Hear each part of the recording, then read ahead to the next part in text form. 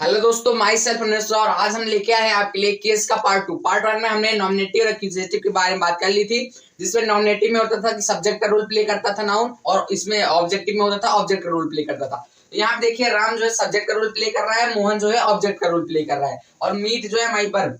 तो जितने भी वर्ब है, मतलब जितनी भी क्रिया है, वो अपने पीछे क्या लेना चाहती है? ऑब्जेक्ट। अब भाई तुम लोग भी चाहते हो हमारे साथ 2-3 लौंडे घूमे, ताकि लड़ाई हो, कुछ भी हो, मैटर हो, फंसे तो हो जाए। वैसे हर वर्ब चाहती है उसके पीछे ऑब्जेक्ट रहे, ठीक है। तो यहाँ पे ऑब्जेक्ट है, देखिए अब दूसरा वाला दिखता है।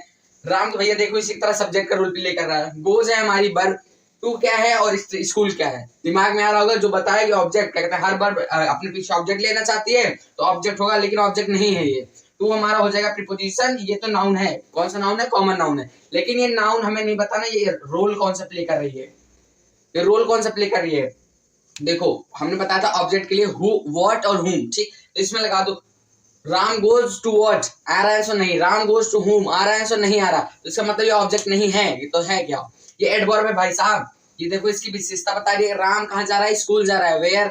Ram goes to where? School, ठीक। तो जो विशेषता बताती है क्रिया की, उससे हम कहते हैं क्रिया विशेषण या फिर एडवर्ब कहते हैं। तो ये तो हमारा एडवर्ब है।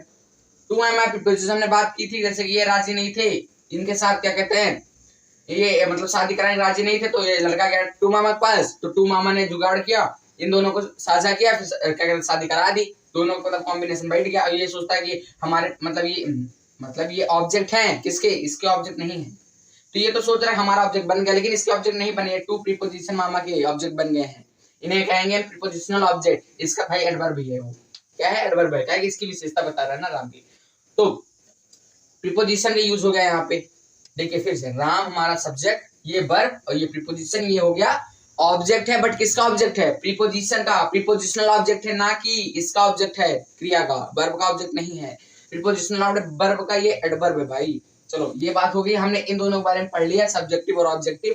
अब बात आती है हमारी वोकेटिव केस, ठीक। हमारा बात है वोकेटिव। इसका जो वोकेटिव केस हमने उसमें बताया था सब्जेक्ट का रोल प्ले करती है और दूसरे में ऑब्जेक्ट का रोल प्ले करती है। और इसमें जो रोल प्ले करती है होता है एड्रेस।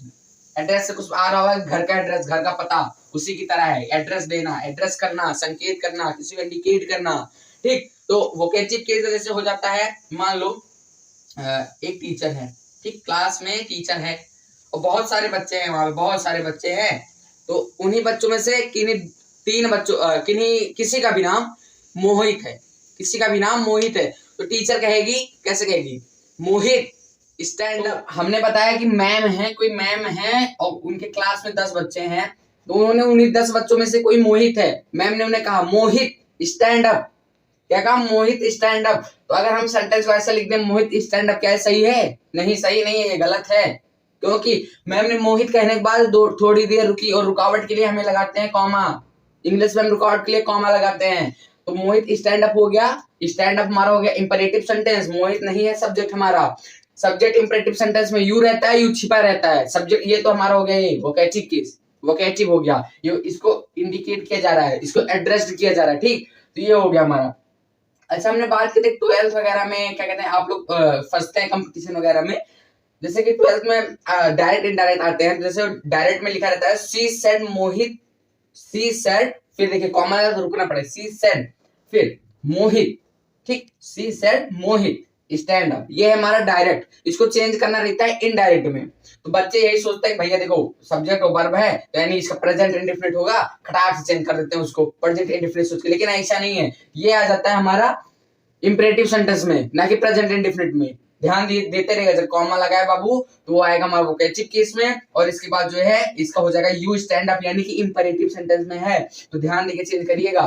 फिर इसको अगर हम चेंज करेंगे तो आ जाएगा सी ऑर्डर्ड, मतलब उन्होंने ऑर्डर दिया है। यहाँ पे सी सेड, तो यहाँ पे हो जाएगा चेंज करेंगे सी ऑर्डर्ड मोहित, मतलब उन्होंने मोहित को ऑर्डर किया कि तुम stand up, you stand up. उन्होंने मोहित को आदेश दिया कि यू स्टैंड अप, ठीक। ऐसा, ये सही है। और इसी देखो निकल जा रहा है यू, हमारा जो साइलेंट मतलब जो छिपा है वो निकल आ रहा है इंपरेटिव सेंटेंस का, ठीक है। तो हमने बात कर ली नॉमिनेटिव की, ऑब्जेक्टिव की और वोकेटिव की। वोकेटिव हमने बोला एड्रेस होता है भाई साहब, एड्रेस किसी को एक इंडिकेट टाइप में इंडिकेट किया जाता है, ठीक। ये बात की। अब हमारा आता है लास्ट वाला आता है चौथा नंबर, पोजेसिव। तो इसके देखिए वर्ड से निकला है पोजीशन, ठीक। पोजीशन टाइप में निकला, तो इसका जैसे मतलब दिखाने का है कि वो मेरी ही चीज है, मतलब वो उसकी ही है पोजीशन में होता है। जैसे कि देख लो, लिखे राम्स कार, हाँ राम्स कार, ठीक, राम्स कार लिखे, तो देखो वो कार है, किसकी कार है, कार है किसकी कार है, राम्स की। तो राम को, राम वो कह रहा है वो मेरी ही कार है, तो उसके लिए हमें लगा दिया फर्स्ट स्टॉप एस, ठीक, राम्स कार। लेकिन देखिए इसका यूज कहाँ कहाँ होता है, फर्स्ट स्टॉप एस का यूज कहाँ कहाँ। अच्छा देखिए, ये तो राम है, तो इसका मतलब कि नाउन में होगा, ठीक है, देख लो रमेश, रमेश कार, क्या ये सेंटेंस सही है, ध्यान से पढ़िए, क्या सेंटेंस सही है, नहीं सही नहीं है भाई साहब, क्योंकि अगर उसमें रूल है कि अगर लास्ट वर्ड, अगर लास्ट आखिरी वर्ड जो है इसका अगर सा आ रहा है तो एफ स्टॉप एस नहीं लगेगा, एस नहीं लगेगा। अब भाई तुम इंग्लिश में ऐसा थोड़े पढ़ सकते, रमेश, देखो पहले इसको पढ़ो, रमेश, रमेश स, रमेश मतलब रमेश फिर स, रमेश से हो जाएगा, फिर तो ये हो जाएगा हमारा रॉन्ग। हमारी इंग्लिश जो है नीट और क्लीन पूरा मानती है, तो इसलिए वहां एस ना लगाएगा, सिर्फ एफ स्टॉप लगेगा, तो हो जाएगा रमेश कार। जैसे यहाँ राम्स कार, ऐसे रमेश कार हो जाएगा, ठीक, यहाँ पे एस नहीं लगेगा, क्या इसका पहले से वो क्या कहते हैं प्रोनाउंसिएशन एस आ रहा है, एस कहां से लगेगा, रॉन्ग हो जाएगा रमेश का। अच्छा इसी में आता है क्या कहते हैं एस एपोस्ट्रोफ एस का यूज और ऑफ का यूज, एस का यूज और ऑफ का यूज, इनका यूज कहाँ होता है भाई साहब। एस जो है हमारे एपोस्ट्रोफ एस जो है सजीव, जिन्हें हम कहते हैं लिविंग थिंग्स, जिनमें जीवन पाया जाता है, उनके साथ एस लगता है। अब जैसे देखो, जैसे हमने बताया रामस्कार, राम तो एक आदमी है, उसमें जीवन है, वो सांस लेता है, तो रामस्कार हो गया, ठीक, रामस्कार हो गया। अब यही ले लो घर की दीवार, ठीक, घर की दीवार, तो ऐसा थोड़ी ना लिख सकते हैं हाउस, हाउस ले, फिर हाउसेस, वॉल्स, वॉल्स, ऐसे लिख सकते हैं, नहीं ना, ये रॉन्ग हो जाएगा। फिर हम इसको एस इसलिए नहीं लगाया कि भाई हाउस में, हाउस नॉन लिविंग थिंग्स है, ठीक, तो इसको हम लिखेंगे wall of, wall of house. तो यहाँ देखो ऑफ का यूज हुआ, क्या है कि नॉन लिविंग थिंग्स थी, ध्यान रखिएगा, लिविंग थिंग्स में, जीवित चीज में एफ स्टॉप एस लगेगा, निर्जीव में जो जीवित नहीं है उसमें एफ स्टॉप एस नहीं लगेगा, उसमें ऑफ का यूज होगा, ठीक, समझ में आएगा। फटाफट रिकॉल कर लेते हैं पूरे। नॉमिनेटिव केस है हमारा पहला, नॉमिनेटिव केस में बताया था कि सब्जेक्ट का रोल प्ले करता है नाउन, नाउन जो है सब्जेक्ट का रोल प्ले करता है। दूसरा आता है हमारा एक्यूजेटिव, जिसे हम ऑब्जेक्टिव केस भी कहते हैं। तो ऑब्जेक्टिव केस भाई ध्यान से देखो, उसमें सब्जेक्टिव था, सब्जेक्ट का रोल, ऑब्जेक्टिव था, ऑब्जेक्ट का रोल, इसमें ऑब्जेक्ट का रोल प्ले करता है नाउन। हमने बताया राम मीट्स मोहन, तो राम जो है यहाँ पे सब्जेक्ट का रोल और मोहन जो है ऑब्जेक्ट का रोल प्ले कर रही है। फिर आता है हमारा तीसरा आता है वोकेटिव, हमने बोला एड्रेस करता है मोहित, स्टैंड अप, तो मोहित को मैम एड्रेस कर रही है, तो वो हो गया हमारा वोकेटिव।